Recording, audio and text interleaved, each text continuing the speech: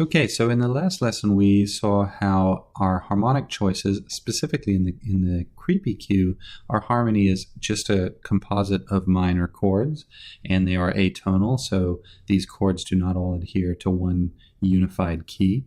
But then on the other hand, in our urgent cue, we have this very clear harmonic structure where every chord is extracted from the key of B flat major, and it is a major key, and then at the end here it resolves on our tonic chord B flat major. And so that resolution winds up making our urgent cue also have that quality of triumph where it's sort of grounded and robust and strong. But cadences are important, and if we listen to the cadence in our harmony for the urgent cue here,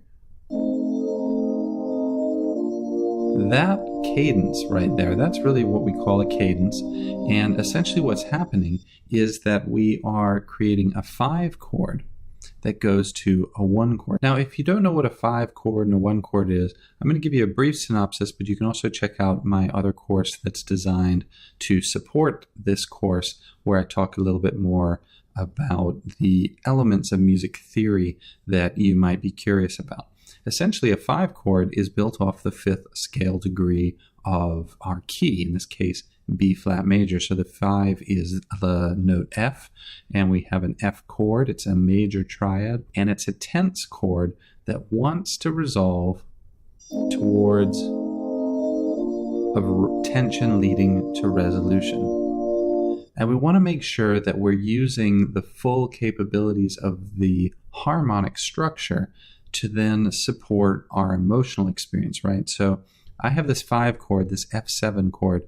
It's not actually fully an F7 because it's just the triad, but it functions as a 5 chord nonetheless, and it has tension within it that wants to lead up to the B flat major chord. So in the whole section here, I'm creating a fluent collection of chords extrapolated from one key, so everything's cohesive and clear to the listener. Makes it feel like even though they're in an urgent situation, there's a way forward. This is what makes this piece feel triumphant. But it's the 5 chord leading to the 1 that we really want to bring our attention to here, because we're talking about cadences. This is what we call an authentic cadence, a 5-to-1 cadence.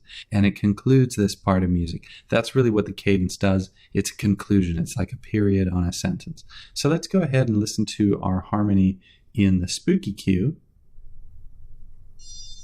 So in this example here, we just have a series of minor chords. There actually really is no cadence. By having a series of unrelated minor chords and no real cadence, even though we're listening to looping music here, there's a sense of just that there's no cohesion and things are all loose and there's no boundaries. It makes us feel as listeners insecure, and that really supports the emotion of being spooky and kind of creeped out, is feeling insecure. So my choice in harmony here is helping to accentuate that particular property. So now let's listen to the harmony in my calm cue.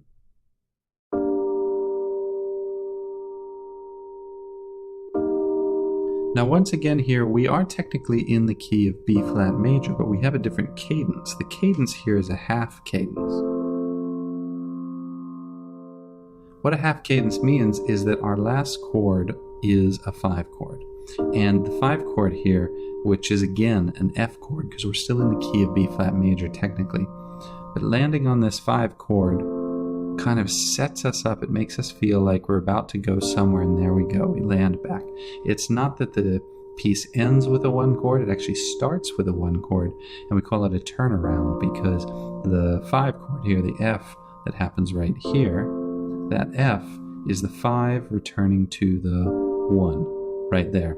So our loop has this very kind of natural circular routine, but having a half cadence ending on the 5 there is giving it a totally different feel from the either lack of cadence that we have in the creepy, spooky scene, or the urgent where we have a really nice, tight, authentic cadence that sounds robust and secure. Generally, we think of 4 kinds of cadences. We have authentic, which we're using in our urgent example here. a half cadence, which we're using in our calm cue here, a plagal cadence, which is when you have a 4-to-1 instead of a 5-to-1. We're not using that in any of these examples. People often refer to it as an amen cadence because it kind of is functionally like an amen is when you're singing in a church service, for example. Now, the fourth and final kind is a deceptive cadence. And we're not really using a deceptive cadence here, but a good example of that would be a 5 to a 6, right?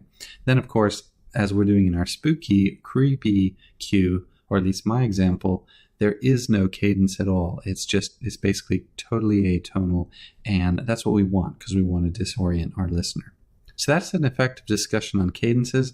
If you're interested in learning more about authentic half, plagal, and deceptive cadences, then check out my other course that is kind of a support for this for those students who don't have as much music theory background. They want to develop more knowledge on the music theory principles that we sometimes talk about. This course is really designed around the project of creating these cues, but if you want to gather more intel about these music theory principles, check out my course, Music Theory for Conveying Emotions. Okay, so in the next lesson, we're going to talk about using melody in your theme.